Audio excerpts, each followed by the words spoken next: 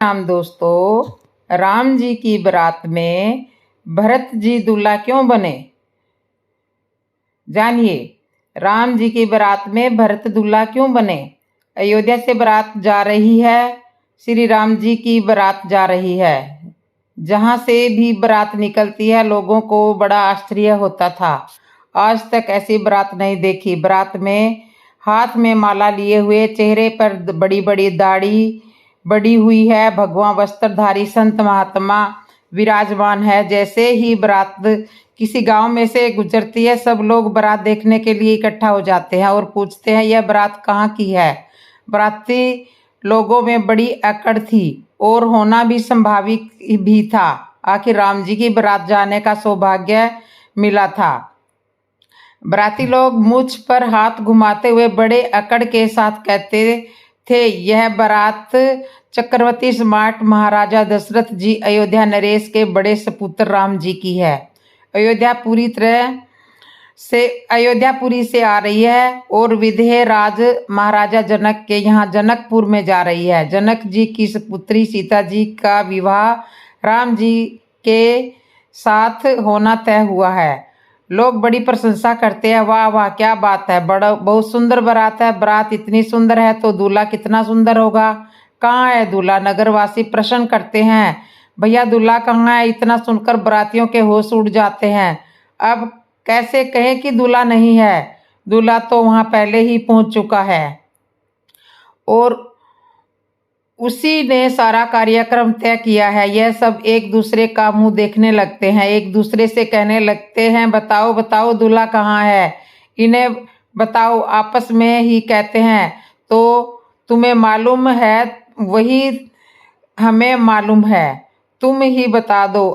अब जब बारात में दूल्हा है ही नहीं तो बताए कैसे? फिर किसी एक समझदार ने बहाना बनाते हुए कहा, बारात बहुत बड़ी है, दूल्हा पीछे आ रहा है। बताने वाले ने सोचा, इनसे अभी तो पीछा छूटे, पीछे वाले उनकी वह जानेंगे। अब दर्शक लोग दूल्हे के दर्शन के इंतजार में खड़े हैं और सब पीछे बारात खत्म होती दिखाई दी, दूल्हा तो दिखाई दे ही नहीं रहा है। तब उन गांव के दर्शकों ने पीछे वालों से पूछा, भैया दूल्हा कहाँ है? अब तो पीछे वालों के हाथ में भी वही समस्या आ गई, दूल्हा है ही नहीं, बताए कैसे बताए। उन्होंने दर्शकों से पूछा, आप लोगों को आगे वालों ने क्या बताया था? दर्शक कहने लगे, उन्होंने तो बताया था कि दूल्हा पीछे आ रहा है। पीछे वाले बाराती बड़े चक्कर में पड़ गए, अब इन्हें क्या बताए। तब किसी एक समझदार ने बहाने बनाते हुए कहा, बात यह है कि बारात बहुत लंबी है, तुम लोगों का ध्यान गया नहीं होगा, दूल्हा तो बीच में ही निकल गया। जैसे जैसे करके वहां से वह लोग बच निकले। एक स्थान पर जाकर कुछ समय के लिए बारात रुकी। तब सब बाराती इकट्ठे होकर राजा दशरथ जी के पास जाकर कहने लगे, महाराज सब लोग पूछते हैं दूल्हा कहाँ है, दूल्हा कहाँ है, दूल्हा है नहीं, इसलिए हमारी बड़ी हंसी हो रही है, इन्हें क्या जवाब दें। दशरथ जी ने कहा, गुरुजी से पूछो। जब बारातियों ने गुरुजी से पूछा कि दूल्हे के संबंध में सब लोगों को क्या उत्तर दे, तब गुरु वशिष्ठ जी ने बड़े सहज रूप से कहा, इसमें परेशान होने वाली क्या बात है, किसी एक को दूल्हा बना दीजिए। बाराती भी बड़े चतुर थे, कहने लगे, हमने कह दिया है कि यह बारात राम जी की है और राम जी को तो किसी ने देखा ही नहीं, इन्हें तो लोग पहचानते होंगे, इसलिए किसी को भी दूल्हा बना देना यह तो ठीक नहीं है। लोग पहचान जाएंगे, कहेंगे यह तो राम जी नहीं है। तब गुरु जी ने कहा कि एक काम करो, भरत जी को दूल्हा बना दो। भरत जी का रूप भी राम जी के रूप जैसे ही मिलता जुलता है। तब सब लोगों को यह सुझाव बड़ा अच्छा लगा और सब भरत जी को दूल्हा बना दिया और अब भरत जी को दूल्हा बना दिया। अब तो बारातियों में फिर से अकड़ आ गई। बारात आगे बढ़ी। आगे फिर लोगों ने प्रश्न किया कि कहाँ की बारात है और कहाँ जा रही है। बाराती बड़े गर्व से कहते हैं दूल्हा बताएं। लोग कहते हैं, हम दूल्हे का नहीं पूछ रहे, हम बारात का पूछ रहे हैं, कहाँ से आ रही है और कहाँ जा रही है। तब बाराती अति शीघ्रता से कहते हैं, भैया अयोध्या से बारात आ रही है और जनकपुर राजा जनक के यहाँ जा रही है। अब बताएं हम दूल्हा, तुम्हें दूल्हा कहाँ है? भरत जी की ओर इशारा करते हुए कह रहे हैं कि ये रहे दूल्हे राजा, और भरत जी को दूल्हा बनाकर अब वे बड़े प्रसन्न होते हैं। दर्शक लोग भी यह सुनकर देखकर मन में बहुत प्रसन्न होते हैं और प्रशंसा करते हैं, वाह भाई वाह, क्या बात है, बहुत सुंदर सुंदर दूल्हा है, बहुत सुंदर बारात है, क्या कहना, बहुत ही प्यारी बारात है। सकल सुमंगल दायक रघुनायक गुणगान, सादर सुनहि ते तरही भव सिंधु बिना जल जान। तो इस तरह से राम जी की बारात में भरत जी को ही दूल्हा बनाना पड़ा, ताकि लोगों को ये पता चल जाए, ये लोग ये ना कहें कि इस बारात में तो दूल्हा है ही नहीं, बिन दूल्हा की बारात ना कहें। राम सीता के विवाह में ब्रह्मा जी क्यों परेशान हुए थे, जानिए मित्रों, बड़ा ही रोचक प्रसंग है। आइए इस प्रसंग को आनंद लेते हैं। श्री सीता राम जी के विवाह में ब्रह्मा जी बड़े परेशान थे। भगवान शिव ने ब्रह्मा जी को देखा कि ब्रह्मा जी कुछ परेशान दिखाई दे रहे हैं। विधि ही भय आचू रचू विशेष निज करनी। ब्रह्मा जी को कहीं कुछ अपनी रचना ब्रह्मा जी को कहीं दिखाई नहीं दे रही थी। शिव जी ने देखा कि ब्रह्मा जी कुछ परेशान दिखाई दे रहे हैं, तो शिव जी ब्रह्मा जी के पास गए और पूछा, क्या बात है ब्रह्मा जी, आप तो परेशान दिखाई दे रहे हो। ब्रह्मा जी ने कहा, मैंने सृष्टि की रचना की है, सृष्टि का निर्माण मेरे हाथों से हुआ है, किंतु राम जी और सीता जी के विवाह में मेरी बनाई हुई कृति, मेरी रचना कहीं दिखाई ही नहीं दे रही है। यहाँ तो सब कुछ दिख रहा है जो मेरे द्वारा निर्माण ही नहीं किया। यह बात मेरी समझ में नहीं आ रही, बस यही विचार करके परेशान हो रहा हूँ। शिव जी ने कहा, परेशान मत होइए, आपको आपकी करनी यहाँ दिखाई देगी भी नहीं। मुझे एक बात बताओ, तुम यहाँ श्री सीताराम जी का विवाह देखने आए हो या अपनी करनी को देखने के लिए आए हो? आप जानते हैं राम जी कौन है? ब्रह्मा जी ने कहा, हाँ मैं जानता हूँ, राम जी परम पिता है, जगत पिता है। शिव जी ने कहा, तो जरा विचार करो, जब राम जी जगत पिता है, श्री जानकी जी जगत माता है, तो यह आपके भी माता पिता हुए कि नहीं हुए? ब्रह्मा जी ने कहा, हाँ ये बात तो सही है। शिव जी बोले, तो अब विचार करो, अपने माता पिता का विवाह उसकी संतान कैसे देख सकती है? ब्रह्मा जी ने कहा, अगर यदि ऐसी बात है तो यह तो सत्य नहीं है, हम तो इनका विवाह देख रहे हैं। शिव जी ने कहा, नहीं यह तुम्हारा भ्रम है, यह सब तो राम जी की कृपा से ही संभव हो रहा है। जिन कर नाम लेत जग माही, सकल अमंगल मूल नशा ही, इनका नाम लेने मात्र से सब अमंगल का नाश हो जाता है।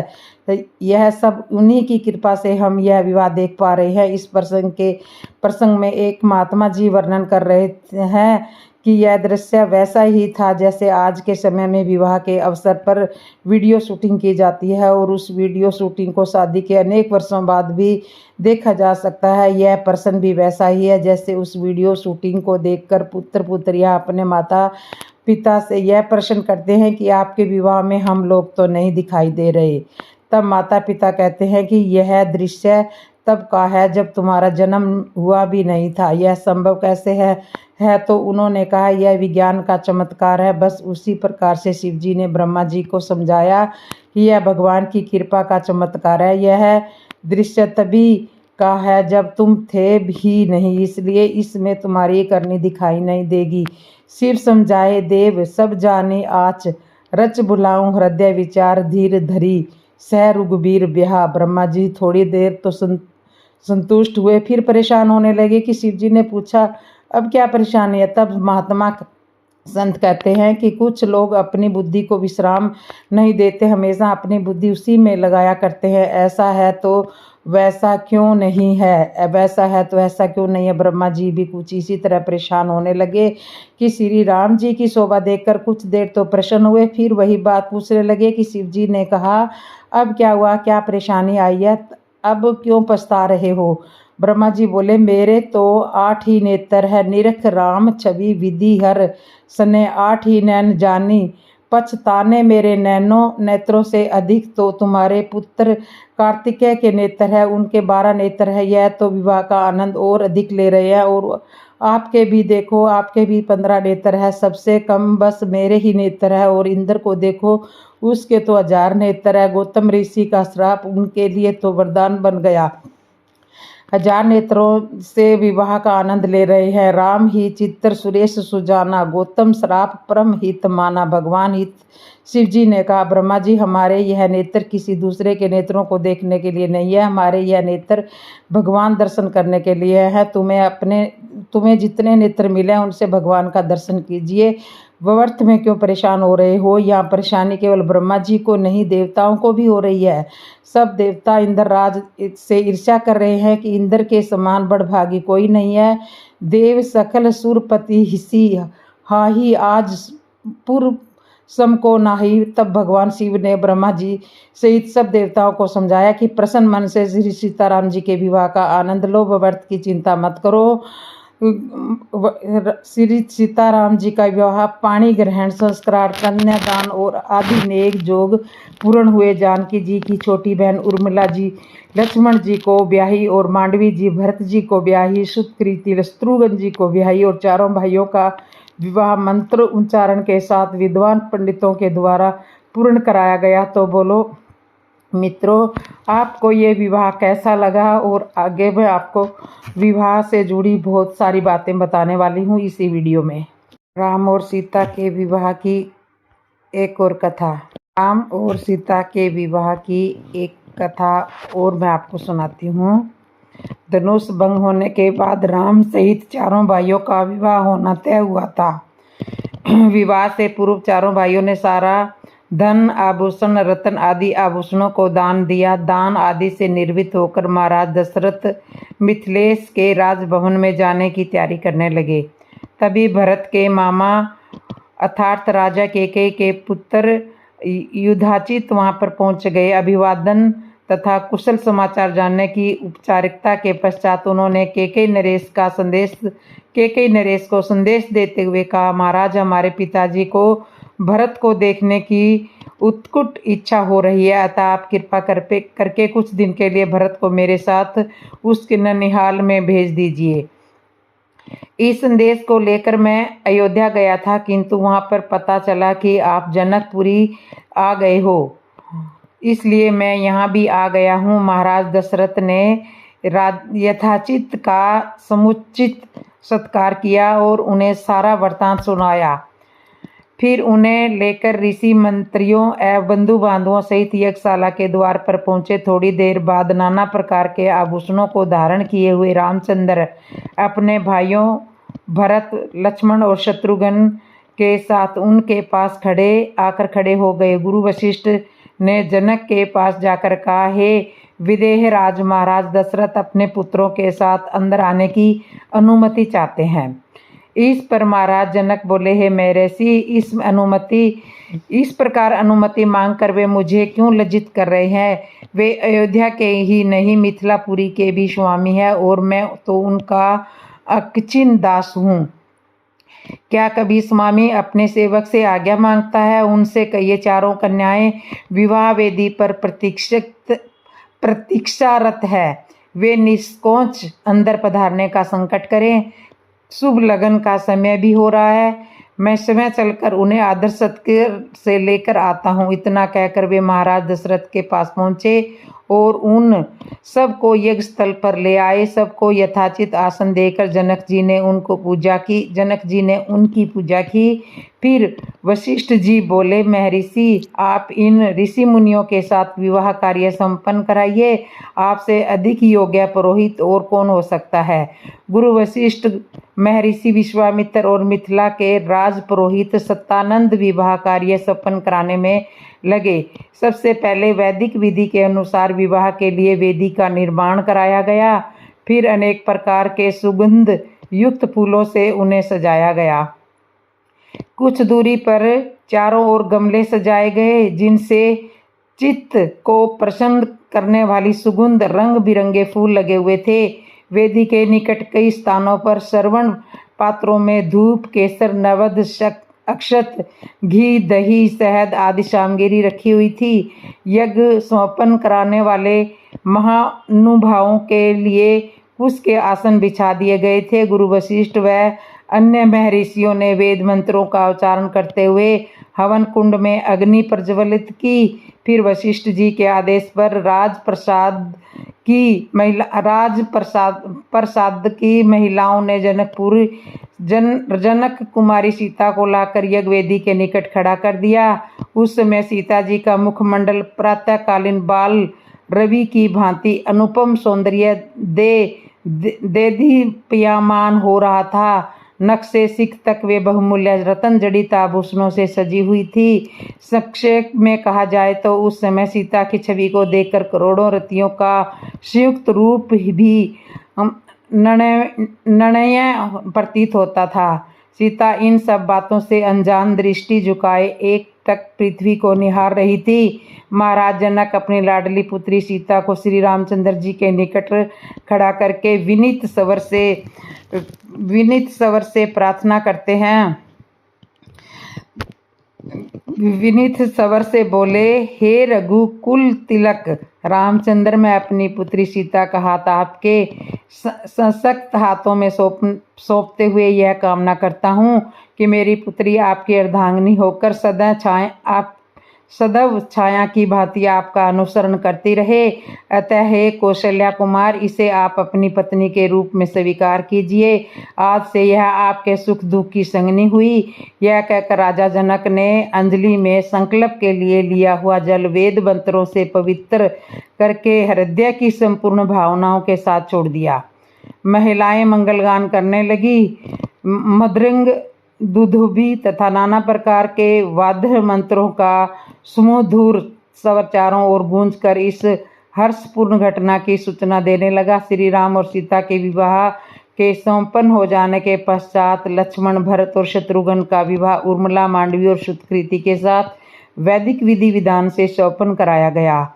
राजा जनक अपने नेत्रों में स्नेहपूर्वक आंसू भरकर बोले, हे अयोध्या के राजकुमारों, आप चारों भाई सूर्यकुल के गौरव, पराक्रमी, धर्मपरायण, तेजस्वी, सौम्य, विद्वान एवं सदाचार के गुणों से मंडित हैं। जनकपुरी के इस राजकुल की हार्दिक कामना है कि उसकी ये चारों कन्याएं गुण, कर्म, स्वभाव से आपके अनुकूल बनकर सब प्रकार से आपकी सुसोग्य अर्धांगिनियां सिद्ध हो। इसके पश्चात वशिष्ठ जी की आज्ञा से वे चारों राजकुमारों ने अपनी नवविवाहित पत्नियों के साथ अग्नि की प्रदक्षिणा की। विवाह संपन्न होने के पश्चात महाराज दशरथ समस्त मंत्रियों, ऋषि मुनियों और सपत्नीक राजकुमारों के साथ अपने ठहरने के स्थान पर चले गए। जनकपुरी में रात्रि विश्राम करके प्रातःकाल ऋषि विश्वामित्र विदा लेकर उत्तराखंड की ओर चले गए। महाराज जनक ने दहेज के रूप में असंख्य दास दासियां, हाथी, घोड़े, गायें, रत्न जड़ित आभूषण, वस्त्र, बर्तन आदि नाना प्रकार की वस्तुएं देकर अयोध्यापति दशरथ को विदा किया और उन्हें पहुंचाने के लिए नगर के द्वार तक आए। वे हाथ जोड़कर बड़ी नम्रता के साथ बोले, हे राजन, मुझे सब प्रकार से अपना दास समझकर मुझ पर कृपा बनाए रखिए। मैं एक बार फिर आभार पूर्वक कहना चाहता हूँ कि आपने मेरे कुल के साथ संबंध स्थापित करके मुझे गौरववंदित किया है। मेरी कन्याएं आपकी आज्ञाकारिणी एवं दोनों कुलों का गौरव बढ़ाने वाली हों, यही मेरी मनोकामना है। फिर उन्होंने तथा कुशध्वज ने आंसुपूर्ण नेत्रों से चारों कन्याओं को आशीर्वाद देते हुए विदा किया। तो इस प्रकार से श्री सीताराम जी का विवाह संपन्न हुआ। और आगे मैं आपको बताती हूँ।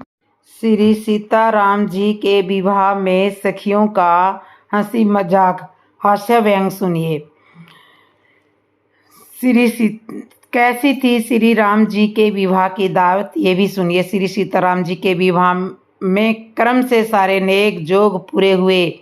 परीक्षण, पाद प्रक्षालन, पाणी ग्रहण, परिक्रमा, पंक्ति वाला कार्यक्रम सबसे अंत में हुआ। जबकि रामचरितमानस में वर्णन आता है कि भगवान शिव के विवाह में सबसे पहले पंक्ति हुई, लगन का मुहूर्त बाद में निकला, पाणी ग्रहण संस्कार बाद में हुआ। उसका भी कारण रहा था। देवता बहुत होशियार होते हैं। भगवान शिव के विवाह में उन्होंने देखा कि कन्या की माता ने दूल्हे को देखकर आरती की थाली, जल से भरा लोटा, कलश, दीपक आदि सब सामग्री दूल्हे से डर कर फेंक कर भाग गई है। तो बारातियों को यह डर हो गया कि यदि कन्या ने भी इस तरह से दूल्हे को देखकर विवाह से इनकार कर दिया तो हमारा क्या होगा? हमें कौन पूछेगा? शिव जी का विवाह हो या ना हो, इससे हमें क्या लेना देना? पहले हमें अपना काम कर लेना चाहिए। भोजन सबसे पहले कर लो, बाद में इनकी यह जाने। इसलिए हिमाचल राजा के पास बारातियों ने यह संदेश भिजवाया कि सबसे पहले भोजन कराया जाए। हिमाचल राजा ने भी बारातियों की बात को स्वीकार कर लिया और सबसे पहले भोजन कराया था। जबकि राम जी के विवाह में पाणी ग्रहण संस्कार के बाद पंक्ति हुई। भोजन व्यवस्था में राजा जनक ने अनेक प्रकार के पकवान बनवाए, किंतु सबसे पहले दाल चावल की परोसगिरी की गई थी। दाल चावल में गाय का सुगंधित घी भी परोसा गया था। राजा जनक ने सबसे पहले दाल चावल ही क्यों परोसे थे? राजा महाराजाओं की बारात है, इनमें सबसे पहले विशेष व्यंजनों की शुरुआत करनी चाहिए। संत व्याख्या करते हैं कि इसका भी एक कारण है। जिस तरह दाल और चावल आपस में मिल जाते हैं, इन्हें मिलाकर खाया जाता है, इसी तरह दो परिवार आपस में घुल मिल जाए, वर और वधू आपस में घुल मिल जाए। घी स्नेह का, प्रेम का सूचक है। घी रूपी प्रेम सदा जीवन में बना रहे। बस दाल चावल की प्रथम परोसगारी के पीछे राजा जनक का यही उद्देश्य है। संत जी व्याख्या करते हैं कि आजकल परंपरा बदल गई है। कचौरी समोसे से शुरुआत होती है। कचौरी और समोसे को तोड़कर ही खाना पड़ता है, इसलिए यह रिश्ते भी अधिक समय नहीं चल पाते हैं। कहीं 6 महीने और कहीं 12 महीने और कहीं 2 साल में टूट जाते हैं। श्री तुलसीदास जी महाराज का भाव यह है कि श्री रामचरितमानस में जिस तरह से श्री राम जी, श्री सीता जी के विवाह का वर्णन किया गया है, उसी तरह हिंदू समाज को उन परंपराओं का पालन करना चाहिए। आगे वर्णन आता है कि जब महाराज दशरथ जी बारात के साथ भोजन कर रहे हैं, तभी जनकपुर की स्त्रियां नाम ले लेकर गारी गा रही है, गारी दे रही है। तो वो दृश्य भी बहुत देखने वाला और सुनने वाला होता है। जब यहाँ एक अद्भुत आश्चर्य यह रहा कि महाराज दशरथ जी भोजन करते करते ठाका मार मार कर हंसते हैं। यह दृश्य बहुत ही अटपटा है। भोजन करते समय मुस्कुरा देना एक अलग बात है, किंतु महाराज दशरथ जी जैसे महापुरुष ठाका लगाकर सबके बीच में हंस रहे हैं, और वह भी भोजन करते हुए, और अकेले नहीं, सारा बाराती समाज उनके साथ हंस रहा है। तो यह दृश्य बहुत ही मनमोहक था। यह तो कोई शिष्टाचार वाली बात नहीं हुई। क्या कारण रहा होगा? कवितावली रामायण में इसका वर्णन आता है। जनकपुर की स्त्रियां राम जी के रूप की शोभा सुंदरता का स्मरण करके शुद्ध बुद्ध खो देती है। गारी गाते हुए दशरथ जी का नाम ही भूल गई है। दशरथ जी के नाम के स्थान पर वह मिथिला नरेश जनक जी का नाम लेकर गारियां गाने लगी। इसलिए महाराज दशरथ जी और सारा बाराती समाज ठाके लगा लगा कर हंसने लगा। सखियां गारी गा रही है। आज की बात सुनो सजनी, मंडवा में भयो एक कौतुक भारी। जबन बैठे बाराती सब तब नारी चढ़ी मिथिलेश अटारी। श्री राम को रूप निहारत ही मोह गई सब गावन हारी। भूल गई अवधेश को नाम, देने लगी मिथिलेश को गारी। आज की बात सुनो सजनी, मंडवा में भयो एक कौतुक भारी। इस तरह सखिया शुद्ध बुद्ध भूल कर गारी किसको देनी है और किसको दे रही है, इस तरह हास्य व्यंग करते हुए जनकपुर में चारों भाइयों का विवाह संपन्न हुआ। क्रमशः सारे संस्कार पूर्ण हुए। इसके बाद जानकी जी की सखियों द्वारा चारों दूल्हा सरकार को कोहबर भवन में ले जाने लगी। वहां जानकी जी की सखियां मंगल गीत गा रही हैं और गीतों में गारी और हास्य व्यंग है। श्री राम जी अपनी मर्यादित चाल से धीरे धीरे चल रहे हैं। सखियों ने एक गीत के द्वारा कटाक्ष किया, यह दूल्हे सरकार धीरे धीरे क्यों चल रहे हैं? यह तो ऐसे चल रहे हैं जैसे कोल्हू का बैल चलता है। धीरे चले जैसे कोल्हू का वरद है सखी। श्री राम जी का बड़ा सहज सरल स्वभाव है। जानकी जी की सखी के द्वारा इस तरह कहने पर राम जी को बुरा नहीं लगा। राम जी की सखियों के भाव को जानते हैं, धीरे धीरे हंस कर रह गए।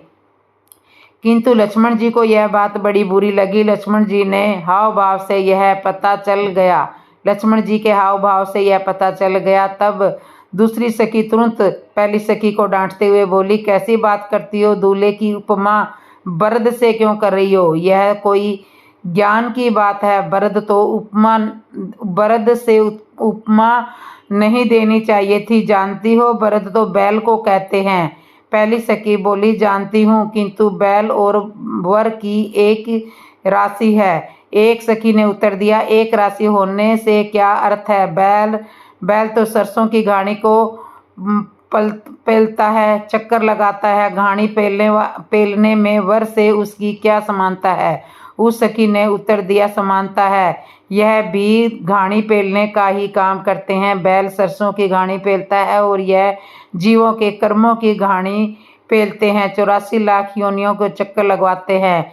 यह वही है, फिरत सदा माया कर प्रेरा। सखियों में वार्तालाप होता है, किंतु लक्ष्मण जी श्री राम जी पर नाराज होते हुए बोले, भैया आप भी गाली खा रहे हो और हमें भी गाली खिलवा रहे हो। धीरे धीरे क्यों चल रहे हो? जरा जल्दी जल्दी चलो। श्री राम जी ने धीरे से कहा, लक्ष्मण धीरे चले, ये जल्दी चले, गालियां तो दोनों स्थिति में खानी ही पड़ेगी। लक्ष्मण जी ने कहा, नहीं नहीं आप तो जल्दी जल्दी चलो। अब राम जी जल्दी जल्दी चलने लगे। सखियों को तो हास्य व्यंग करना ही था। गीत के बोल फिर शुरू हो गए। यह दूल्हा लंबे लंबे डंग क्यों भर रहा है? जैसे बंधन से छूटे अज भागे है सखी। ऐसे लग रहा है जैसे बंधन से छूटने पर अज भाग रहा हो। एक सखी बोली, इन्हें अज की उपमा क्यों दे रहे हो? जानती हो, अज तो बकरे को कहते हैं। उस सखी ने उत्तर दिया, जानती हूँ, अज केवल बकरे को ही नहीं कहते, अज भी, यह भी अज है, इन्हें भी अज ही कहते हैं। तुम्हें मालूम नहीं है? अजन्मा को ही अज कहते हैं और यह वही है, इनका भी जन्म नहीं हुआ तो ये भी अजन्मे ही हैं। यह पंक्ति के वश में है, यह भक्ति के वश में है, तभी तो कौशल्या माता की गोद में आए हैं। इन्हें भी अज कहते हैं। श्री राम जी ने लक्ष्मण जी से कहा, देख लिया, धीरे चलने पर बरद से तुलना कर दी और जल्दी चलने पर अज से तुलना कर दी। इनसे जितना बहुत मुश्किल है। आखिर यह श्री जानकी जी की सखी है। लक्ष्मण जी ने कहा, एक काम करो, खड़े रह जाओ, देखते हैं अब क्या कहेंगी। श्री राम जी एक स्थान पर खड़े रह गए। सखियां फिर गाने लगी, अब कैसे लागे दूल्हा जैसे देखो ठाडे हैं सखी, जैसे श्रवण नीलमणि खंबा गाडे है सखी। सखियां कहती है, देखो दूल्हा कैसे खड़ा है, जैसे श्रवण नीलमणि का खंबा खड़ा हो। एक सखी ने कहा, अरे खंबे से तुलना क्यों कर रही हो दूल्हे की? यह खंबा तो जड़ है और दूल्हा तो चैतन्य है। लंबे से दूल्हे की समानता कैसी? खंबे से दूल्हे की समानता कैसी? एक सखी ने कहा, समानता है, खंबा तो केवल जड़ है और यह जड़ और चैतन्य दोनों है। खंबे में भी यही है, जड़ भी यही है और चैतन्य भी यही है, यह दोनों ही है। इस तरह हास्य गीत और वार्ता के चलते हुए श्री जानकी जी और सखियां चारों भाइयों को कोहबर भवन में ले आई। श्री जानकी जी की सखियों ने कहा, देखो आप लोग अभिमान मत करना, यह जनकपुर की जानकी जी की नगरी है, यहाँ किसी का अभिमान नहीं ठहरता, इसलिए अभिमान मत करना। लक्ष्मण जी से रहा नहीं गया, तुरंत बोल उठे, क्यों ना करेंगे अभिमान, हम अभिमान करेंगे। तुम्हें मालूम नहीं हमारे भैया श्री राम जी ने धनुष तोड़ा है और वह भी कई देश के राजा आए थे, कोई धनुष को हिला भी नहीं पाया और हमारे भैया श्री राम ने धनुष तोड़ दिया। इसका अभिमान तो हम करेंगे। सखियों ने कहा, किसने कहा राम जी ने धनुष तोड़ा है? और किसी से मत कहना, कोई एक गवाह बता दो जिसने इन्हें धनुष तोड़ते हुए देखा हो। तो मित्रों, यह प्रश्न इस तरह से इस प्रसंग में हंसी मजाक चलता रहा और इसी तरह से आपको कमेंट में बताना होगा कि आपको मेरी वीडियो कैसे लगी। अगर अच्छी लगी हो तो कमेंट में ज़रूर बताना, और जिसने मेरे चैनल को सब्सक्राइब नहीं किया, सब्सक्राइब करना, लाइक करना, कमेंट करना और बेल आइकन बटन तो ज़रूर दबा लेना। तो चलो एक कथा मैं आपको और सुनाती हूँ।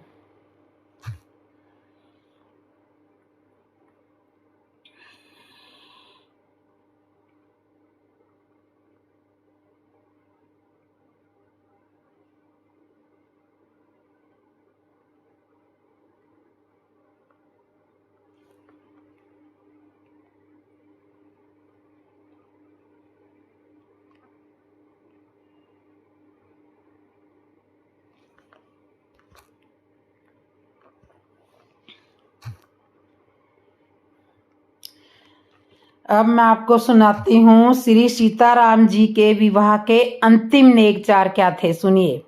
राम जी ने कलेवा में सीता जी की माता सुनैना से क्या नेग मांगा था।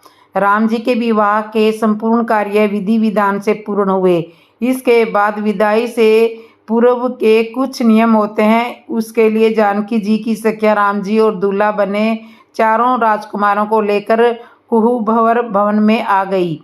वहां पर विवाह की परंपरा के अनुसार रीति रिवाज होने थे। इसी समय जनवासे में एक सेवक आया और उसने आकर कहा, महाराज दशरथ जी ने राम जी को जनवासे में बुलवाया है। अब यहाँ इनका क्या काम है? जानकी जी की सखियों ने कहा, अब इनका वहाँ कोई काम नहीं है, अब इनका काम यही है। किंतु सेवक खड़ा रहा। तब जानकी जी की एक सखी ने व्यंग करते हुए, इन्हें वहाँ ले जाकर क्या करोगे? वहाँ क्या इन्हें ले जाकर नचाओगे?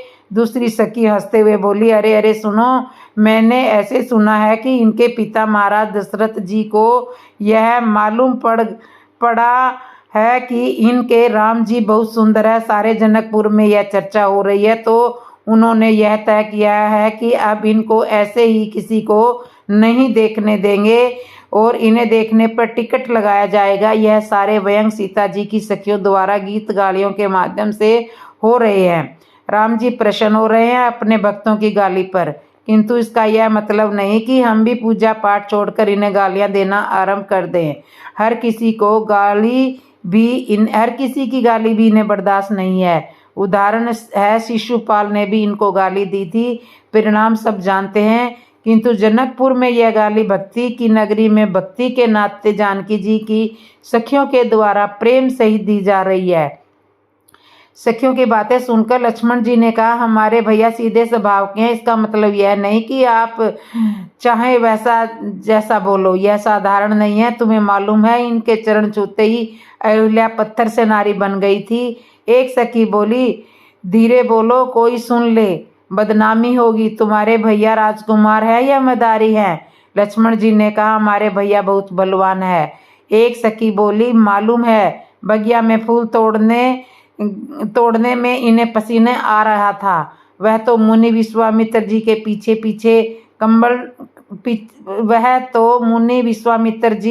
के पीछे कमंडल लटकाए हुए यहाँ जनकपुर में आ गए। यह सोचकर आए थे कि हो सकता है धनुष तोड़ने में हमें भी चांस मिल जाए, और हमारी जानकी जी की कृपा से इन्हें चांस मिल भी गया। लक्ष्मण जी सखियों को बार बार उत्तर देते जा रहे हैं। राम कलेवा में श्री राम जी को माता सुनैना जी द्वारा नेग मांगने के लिए कहा गया, किंतु राम जी ने इनकार कर दिया।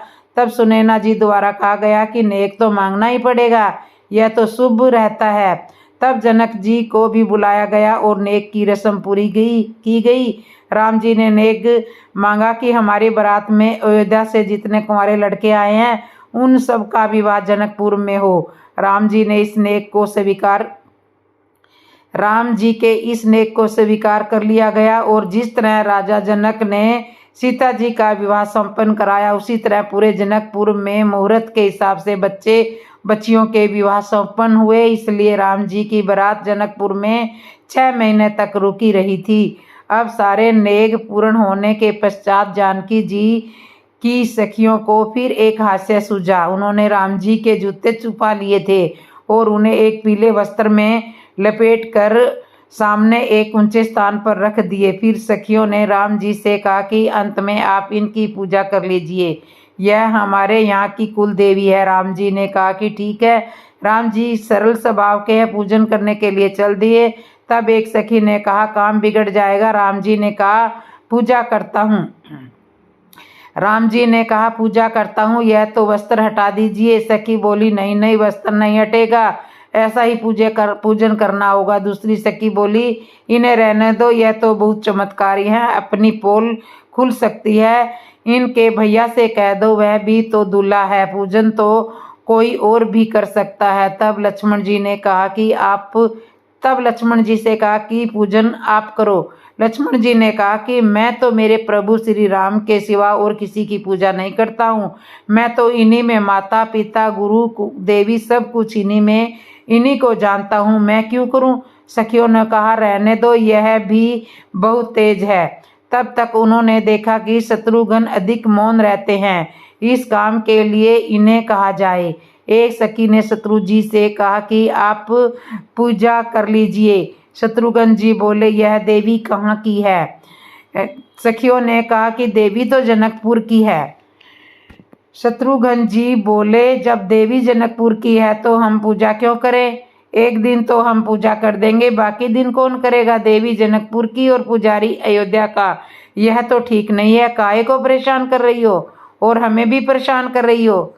काहे को परेशान हो रही हो, खुद भी परेशान हो रही हो और हमें भी परेशान कर रही हो। जब वहाँ की देवी है तो वहीं के किसी पुजारी से पूजा करवा लो। एक सखी ने कहा इनसे तो नहीं बोलते तो ही अच्छा रहता, इनका तो मौन रहना ही ठीक है। अंत में भरत जी से कहा आप पूजा कीजिए। भरत जी सरल स्वभाव चल दिए। लक्ष्मण जी ने राम जी से कहा देखो भैया, भरत जी जानकी जी की सखियों की बातों में आ गए और पूजन करने के लिए जा रहे हैं। राम जी ने कहा कोई बात नहीं, भरत का तो सरल सीधा स्वभाव है। भरत जी ने कहा वस्त्र क्यों नहीं उठा सकते।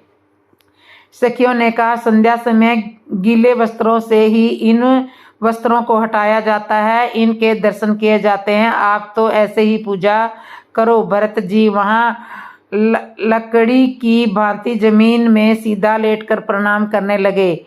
लक्ष्मण जी ने राम जी से कहा देखो देखो भैया, भरत जी किस तरह प्रणाम कर रहे हैं। राम जी ने कहा लक्ष्मण भरत साधु है। लक्ष्मण जी कहने लगे यह तो मैं भी जानता हूँ कि भैया भरत साधु है, किंतु इतना तो सोचना चाहिए कि अब यह उनकी ससुराल है, सारी साधुता क्या यहीं पर ही दिखाना चाहते हैं। इस तरह भरत जी प्रणाम करके वस्त्र के ऊपर पुष्प गंध आदि संप्रीत करके और उस वस्त्र को हटाने लगे।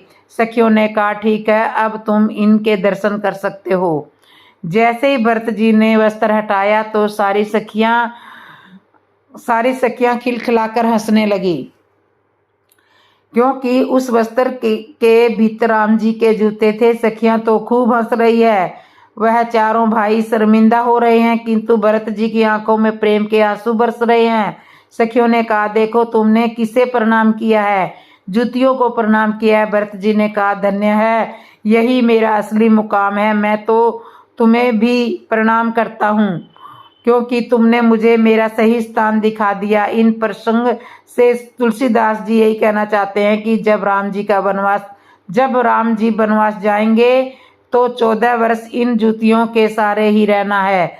भरत जी का यह भाव था। भरत जी की भाव का दशा देखकर जनकपुर की देवियां भी भावुक हो गई। धीरे धीरे स्थिति सामान्य हुई, बारात विदा होने की तैयारी आरंभ हुई। यह सुनकर सारा रनिवास व्याकुल हो गया।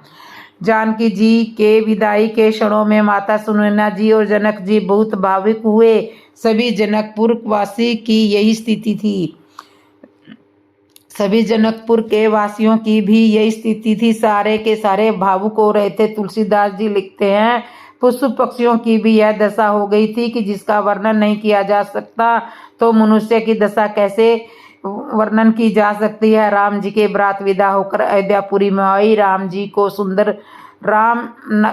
अयोध्या को सुंदर सजाया गया। सबने अपने अपने घर सजाए। अयोध्या में उत्सव मनाया गया। माताओं द्वारा मुंह दिखाई में जानकी जी को अनेक प्रकार की सुंदर सुंदर भेंटें दी गई। माता कौशल्या ने मुंह दिखाई में जानकी जी को अपना कनक भवन दे दिया और सभी ने अलग अलग उपहार जानकी जी को दिए। सभी मांगने वाले बंदीजनों बंदीजनों को विभिन्न प्रकार के उपहार दिए गए। गोस्वामी तुलसीदास जी लिखते हैं कि राम जी के विवाह का वर्णन सैकड़ों सरस्वती, शेष, ब्रह्मा, महादेव, श्री गणेश जी भी नहीं कर सकते, तो मैं इसका वर्णन कैसे कर सकता हूँ। कहीं कछुआ भी पृथ्वी को सिर पर धर कर चल सकता है क्या। तो राजा दशरथ जी अपने चारों पुत्रों को विदा करके अयोध्या के लिए रवाना हुए। राम जी का विवाह जानकी जी के साथ हुआ। लक्ष्मण जी का विवाह उनकी छोटी बहन उर्मिला के साथ हुआ। भरत जी का विवाह मांडवी के साथ हुआ। शत्रुघ्न जी का विवाह सुकृति के साथ हुआ। तो प्रिय दोस्तों, जय श्री राम।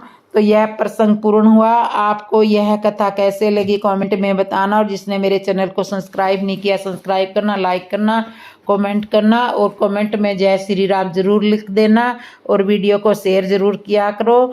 बोलो जय श्री राम, जय श्री राम।